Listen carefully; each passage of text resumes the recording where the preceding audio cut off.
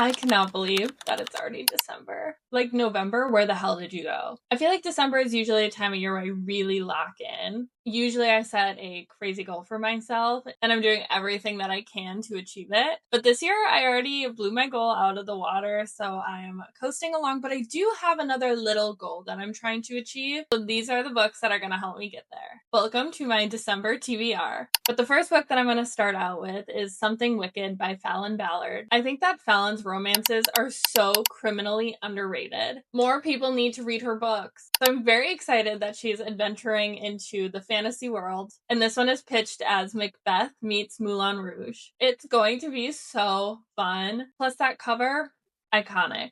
Chelsea Curto has been one of the new discoveries for me in 2025, and she has quickly made her way up to being one of my favorite authors. And the next book in the DC Stars series, Sin Bin, is coming out this first week in December. This is the coach's story, and I've been eyeing him up for these last couple of books. But his love interest is one of the player's siblings. I know that it's an age gap romance, single dad, one night stand, rumpy sunshine, pretty much everything that I love in a book.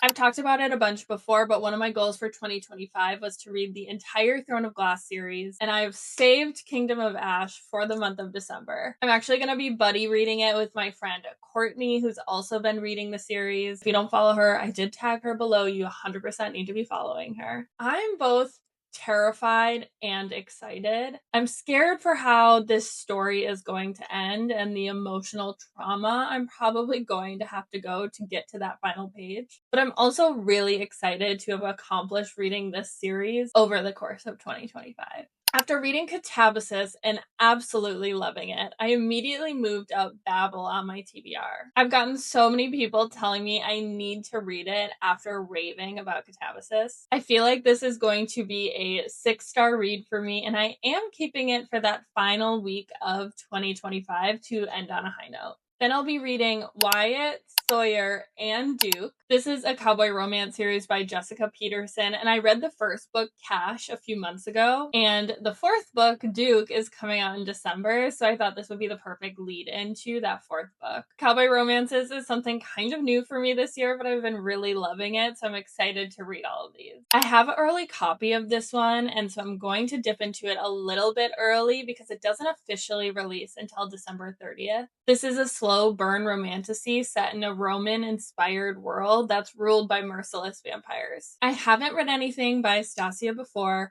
but I know that vampires are on the rise again, so I think that this is going to be such a fun read for the end of the year. I'm not usually a holiday romance